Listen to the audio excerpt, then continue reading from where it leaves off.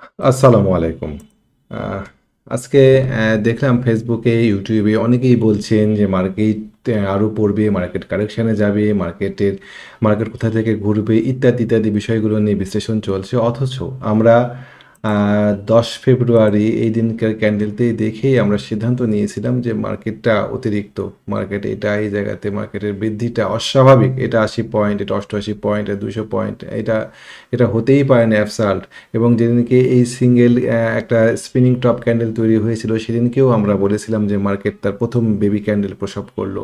Market দ্বিতীয় দিনে একটা বেবি ক্যান্ডেল দিয়েছে, আমাদেরকে কানে কানে মার্কেট বলছিল যে মার্কেট থেকে বের হয়ে যাচ্ছে স্মার্ট মানি। মার্কেটে এইটা ছিল পুরোপুরি একটা ফেব্রিকেটেড ক্যান্ডেল। আমাদের মাননীয় অর্থমন্ত্রী যেটা বললেন যে কসমেটিক একটা গ্রোথ ছিল মার্কেটে, সেই গ্রোথটা এই দিনকে ছিল। এবং আমরা অনেস্টলি আমরা 10 ফেব্রুয়ারি এই ক্যান্ডেলে মার্কেট থেকে বের হয়ে যাই। যদিও এই দিনকে ক্যান্ডেলগুলোতে প্রত্যেকটা শেয়ারই প্রায় 3% 4%-এর বৃদ্ধি হয়েছিল, কিন্তু আমরা এই বৃদ্ধিটাতে নিতে চাইনি। আমরা এই দিনকে মার্কেট থেকে বের হয়ে গিয়েছিলাম। আমি আমার ফেসবুক পেজে 10 ফেব্রুয়ারি ঘোষণা দিয়ে মার্কেট থেকে বের হয়ে যাই। আমাদের এখানে বলাই ছিল যে বর্তমান বাজার পরিস্থিতি অনুযায়ী আমরা মার্কেট থেকে বের হয়ে যাচ্ছি, যে এখানে থাকা আমরা আমরা আমাদের সবাইকে নিয়ে মার্কেট থেকে বের হয়ে যাই।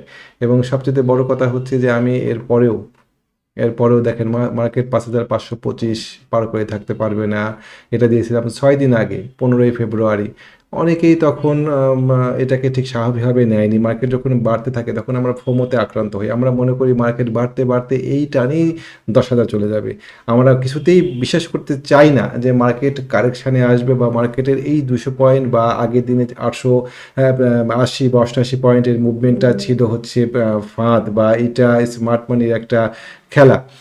আমরা যারা টেকনিক্যাল অ্যানালাইসিস গভীরভাবে করি তারা জানি যে আমাদের অ্যানালাইসিসগুলোর যে মূল ভিত্তি সেটা হচ্ছে দাও থিওরি।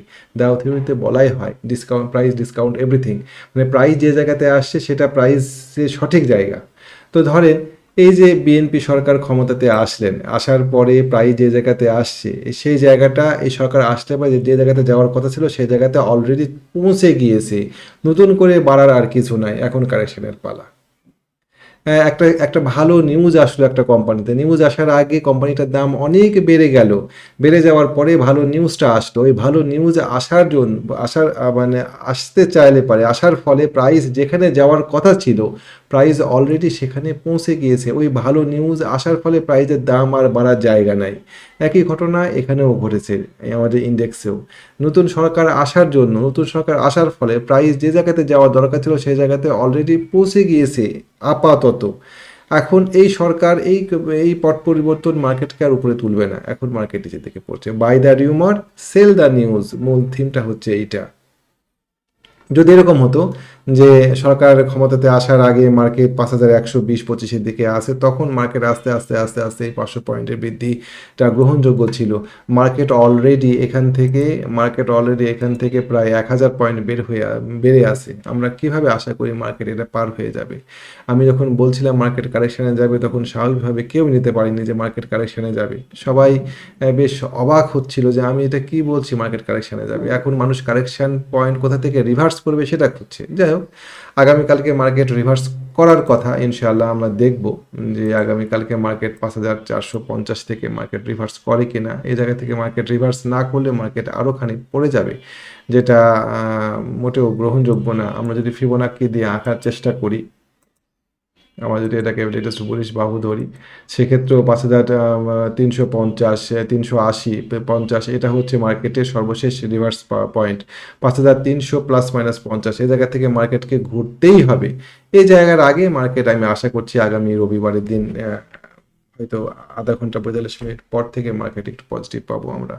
এবং সেই পজিটিভ দেখে আমরা যেন খুশি না হই, আমরা এই মার্কেটকে 5,580, 90 এরকম জায়গাতে গিয়ে আবার মার্কেট কারেকশনের কবলে পড়তে পারে, সম্ভাবনা আছে।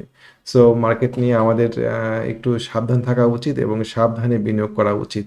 আমরা এখন খুব উপরে থাকা শেয়ারগুলো কিনবো না, আমরা খুব বেশি দামে থাকা শেয়ারগুলো কিনবো না।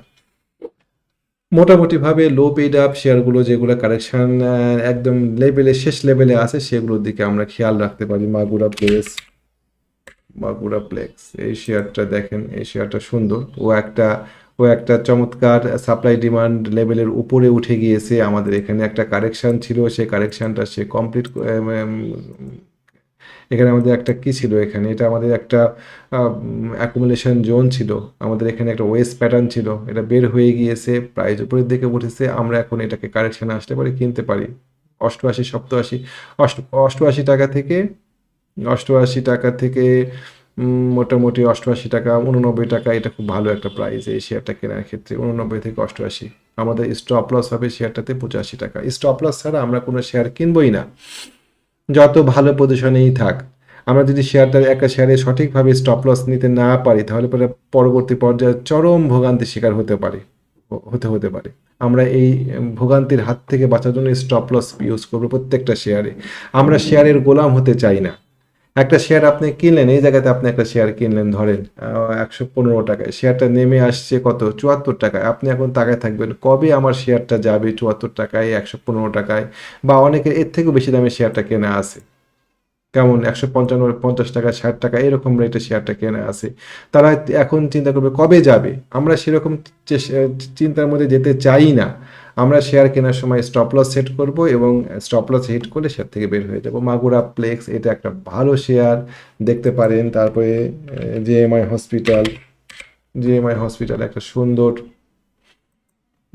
একটা সুন্দর অ্যাকোমোডেশন কমপ্লিট করেছে এই শেয়ারটা। এখানেও তাই দেখেন, এখানেও আমাদের এখানে ওয়েস্ট প্যাটার্ন তৈরি করে আছে, ট্রায়াঙ্গেল প্যাটার্ন তৈরি করে আছে, এটাকে সুন্দর ব্রেকআউট হয়েছে, রিটেস্টে আসছে। আমরা এই জায়গাতে শেয়ারটা এন্ট্রি দিতে পারি, ভালো শেয়ার।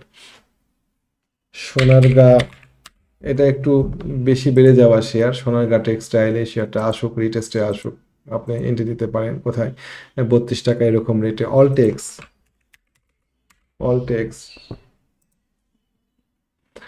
শেয়ারটার দিকে তাকান। এই শেয়ারটা যদি পাওয়া যায়, এই শেয়ারটা খুব সুন্দর। এই একই কন্ডিশনে ছিল জিকিউ বলপেনটা আপনাদেরকে দেখাই। জিকিউ বলপেন একই জায়গাতে একই কন্ডিশনে জিকিউ বলপেন এখান থেকে বের হয়ে গিয়েছে। সো অলটেক্স এটা একটা অপার সম্ভাবনাময় শেয়ার। দেখেন এখানে অনেক দিন কয়েলিং করার পরে ব্রেকআউট রিটেস্ট শেয়ার ছুটে গিয়েছে উপরের দিকে। অলটেক্স তো প্রায় কাছাকাছি, এটা একটা সম্ভাবনাময় শেয়ার। অলটেক্স ব্রেকআউট হয়েছে, রিটেস্ট হয়েছে, ভলিউম নাই। এই শেয়ারটা 14 টাকায় লেভেলে বাই দেওয়া যায়। অলটেক্স জেড ক্যাটাগরির শেয়ার। আপনারা যারা জেড ক্যাটাগরির শেয়ারে এন্ট্রি দিতে পছন্দ করেন, তারা এই শেয়ারটার দিকে খেয়াল রাখতে পারেন। সর্বশেষ আমি আনোয়ার গ্যালভানাইজিং নিয়ে বক্তব্য দিয়ে শেষ করে দিব। আমার এক বন্ধু দীর্ঘদিন ধরে আনোয়ার গ্যালভানাইজিং নিয়ে বসেছিলেন। উনি ঠিক এরকম জায়গাতে শেয়ারটা কিনেছিলেন। আমি ওনাকে পঁই পঁই করে মানা করেছিলাম যে এরকম জায়গাতে শেয়ার কেনা যায় না, এরকম জায়গাতে স্মার্ট মানি শেয়ার ছাড়ছে। এটা আমাদের বেবি ক্যান্ডেল, এই ক্যান্ডেলগুলো খুব মারাত্মক হয়। এই বেবি ক্যান্ডেল আমাদের এই শেয়ারগুলো সেলিং ইন্টু বাইং হচ্ছে, এখানে কেনা যায় না। উনি শোনেননি, না শুনে শেয়ার কিনেছেন। তারপরে শেয়ার অনেক অনেক দিন আটকায় রাখার পরে যখন আমার যে 5টা শেয়ার নিয়ে অ্যানালাইসিস ছিল যে ভোগাবে, তার মধ্যে এটাও ছিল। পরবর্তী পর্যায়ে আমি আমার সিদ্ধান্ত বদলাই যে না, এই শেয়ারটা কিছুতেই এই লেভেলটা ভাঙছে না।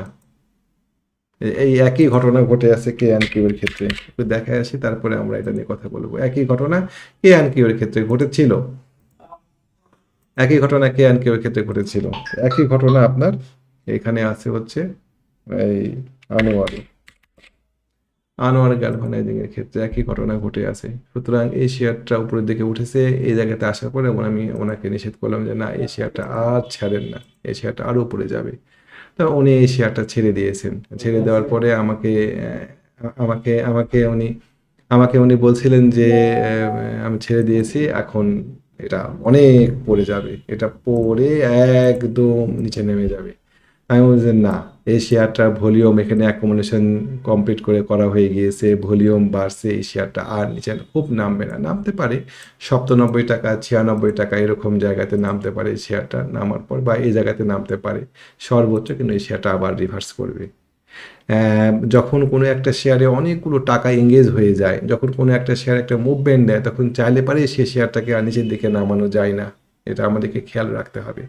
যাই হোক, আজকে আমি আর ভিডিওটা বড় না করি, আজকে এখানে শেষ করি। আগামী রোজার পরে আমাদের টেকনিক্যাল ট্রেনিং কোর্স শুরু হচ্ছে। যারা শিখতে চান অ্যানালাইসিস তারা আমাদের সাথে যোগাযোগ করেন, রেজিস্ট্রেশন করে রাখেন। আফটার ঈদ আমরা মানে খুব দ্রুতই ঈদের পরে হয়তো 3-4 দিন পরে আমি আমাদের ওরিয়েন্টেশন ক্লাস শুরু করব। শিখেন ব্যবসাটা। আমরা খুব বেশি কিছু লাগে না। আমি আমাদের পার্টিসিপেন্টদেরকে দেখাই যে কীভাবে candle, volume, zone, sweet spot, প্রত্যেকটা চার্টে সুইট স্পট থাকে। আপনি যদি ওই স্পটগুলোকে রেকগনাইজ করতে পারেন তাহলে পরে খুব সহজ হয় ব্যবসা করা। ওই স্পটগুলো আমাদেরকে সম্ভাবনার দিকে নিয়ে যায়। আমরা যে চার্ট নিয়ে অ্যানালাইসিস করি এটা কিন্তু এক ধরনের map, graphical data, pictorial data. এই ম্যাপ আমাদেরকে দিক নির্দেশনা করে। আমরা এই ম্যাপগুলো দেখে দেখে আগানো শিখবো, কীভাবে আমরা গুপ্তধনের দিকে যেতে পারি। এর পাশাপাশি আমরা রিস্ক ম্যানেজমেন্ট শিখবো, মানি ম্যানেজমেন্ট শিখবো। আমরা শিখবো কীভাবে একটা শেয়ার নিয়ে ট্রেড প্ল্যান করা যায়। আমাদের প্রত্যেকটা কাজে প্ল্যান থাকে জীবনের, কিন্তু শেয়ার কেনার ক্ষেত্রে কোনো প্ল্যান থাকে না। এই প্ল্যান করা আমরা শিখবো, কীভাবে প্ল্যান করা যায় এবং কীভাবে সেই প্ল্যানকে নিখুঁতভাবে বাস্তবায়ন করা যায়। আমরা সেই প্ল্যানগুলো শিখব। আমরা বিভিন্ন বিষয়গুলো একদম শুরু থেকে অ্যাডভান্স লেভেল থেকে শুরু করে বেসিক লেভেল থেকে শুরু করে একদম অ্যাডভান্স লেভেল পর্যন্ত আমরা শিখব। এবং আমি লাইভ শেখাই। অনেকে জিজ্ঞাসা করেন এটা কি লাইভ না রেকর্ডিং? না, এটা লাইভ। আমি একদম লাইভ ট্রেনিং শেখাই, লাইভ শেখাই।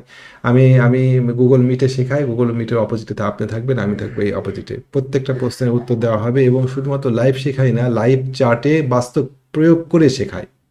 এবং আপনার ট্রেনিং আমাদের 2টা সার্ভিস গ্রুপ আছে, এসআইবিডি একাডেমি মেম্বার গ্রুপ এবং এসআইবিডি অ্যাডভান্স সাপোর্ট গ্রুপ। সেই গ্রুপগুলোতে শুধুমাত্র ট্রেনিং মেম্বাররাই অন্তর্ভুক্ত হতে পারে, আর কেউ হতে পারে না।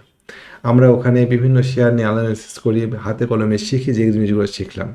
তো এই বিষয়গুলো নিয়ে আমাদের অ্যানালাইসিস আছে। আপনি যোগাযোগ করতে পারেন যদি রেজিস্ট্রেশন করে রাখেন। আমরা ঈদের পরপরই অ্যানালাইসিস শুরু করব। যদি যোগাযোগ করতে চান আমার ফোন নাম্বারটা দিয়ে দিই, 019219311195। এই নাম্বারে, এটা হোয়াটসঅ্যাপ নাম্বার, আমার সাথে যোগাযোগ করতে পারেন। যারা দেখুন ধরে ভিডিওটি দেখলেন ধন্যবাদ। আসসালামু আলাইকুম ওয়া রাহমাতুল্লাহ।